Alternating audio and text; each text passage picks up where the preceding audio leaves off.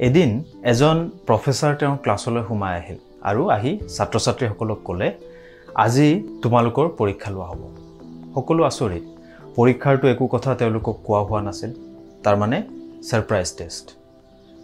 প্ৰশ্ন কাকতখন পোৱাৰ পিছত সকলো আৰু আচৰিত হ'ল। বগা কাগজ এখনৰ সোমাজত মাত্ৰ এটা খোলা ফুট আছিল।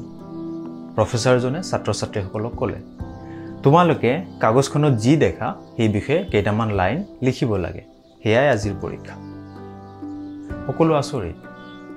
ই কেনে ধৰণৰ পৰীক্ষা? তথাপি উপায় নাই, গতিকে তেওঁলোকে আৰম্ভ কৰিলে। সকলোৱে নিজৰ নিজৰ উত্তৰবোৰ লিখিলে। উত্তৰ বহীবোৰ সংগ্ৰহ কৰাৰ পিছত প্ৰফেছৰজনে উত্তৰবোৰ ডাঙৰ ডাঙৰকৈ পঢ়ি শুনালে। ছাত্ৰ-ছাত্ৰীসকলে সকলোৱে সেই ক'লা ফুটটোৰ কথা লিখিছিল। ই আকাৰত কিমান, দেখিবলৈ কেনে, তাৰ অৱস্থান ইত্যাদিৰ কথা, সেই কথাবিলাক তেওঁলোকে লিখিছিল। প্ৰফেছৰজনে ছাত্ৰ-ছাত্ৰীসকলক উদ্দেশ্যে এইবাৰ ক'লে তোমালোক সকলোৱে সেই ক'লা ফুটটোৰ কথা লিখিছা, তাৰ কথা সকলোৱে মন কৰিছা, কিন্তু সেই ক'লা ফুটটো থকা বগা কাগজখনৰ কথা কোনেও মন কৰা নাই, লিখা নাই। আমাৰ জীৱনবোৰতো একেটা ঘটনাই ঘটে। আমি সদায় সেই ক'লা আন্ধাৰ কথাবোৰত বেছি গুৰুত্ব দিওঁ, অথচ সন্মুখত ইমান ডাঙৰ বগা কাগজ এখন থাকে। আমাৰ জীৱনবোৰত আনন্দ পাবলগীয়া, সুখী হ'বলগীয়া ইমানবোৰ কথা থাকে। আমাৰ পিতৃ মাতৃ, বন্ধু বান্ধৱ, ভাল স্বাস্থ্য, এটা ভাল চাকৰি, সন্তানৰ হাঁহি আৰু তেনে আশ্চৰ্যজনক কথা থাকে, কিন্তু আমি সদায় ভাবি থাকোঁ বেয়া নিগেটিভ কথাবোৰৰ বিষয়ে আৰু তাকে লৈ, সেই কথা ভাবি লৈ মন বেয়া কৰি থাকোঁ।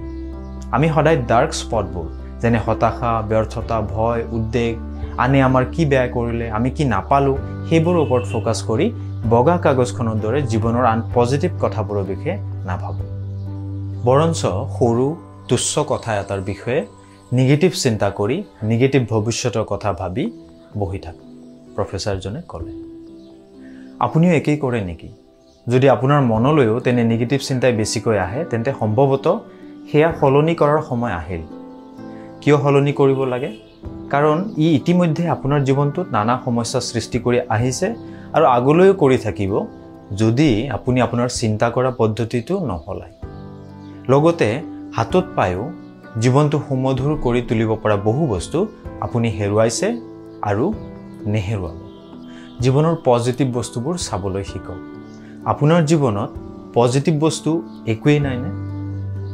নিশ্চয় আছে। আপোনাক খুব ভাল পোৱা মা, দেউতা, ভাইটি, ভণ্টি বা দাদা, বাইদেউ, বন্ধু বান্ধৱ কোনোবা নিশ্চয় আছে। থাকিবলৈ এখন ঘৰ আছে, হয়তো এটা চাকৰি আছে, ভাল পোৱা কোনোবা আছে, দুবেলা দুমুঠি খাবলৈ আছে, বেমাৰ আজাৰ আপোনাৰ নোহোৱাকৈ আছে, অলপ হ'লেও টকা পইচা আছে, সুন্দৰ স্বাস্থ্য আছে আৰু বহুত কিবা কিবি আছে, মাত্ৰ আপুনি সেইবিলাক মন কৰা নাই আৰু মন নকৰে। এখন নোটবুক লৈ তাত আপোনাৰ কি কি আছে সেয়া লিখি যাওকচোন। চাব যথেষ্ট দীঘল এখন লিষ্ট আপুনি দেখা পাব। আমাৰ জীৱনত বহু পজিটিভ কথা থাকে, মাত্ৰ আমি মন নকৰোঁ।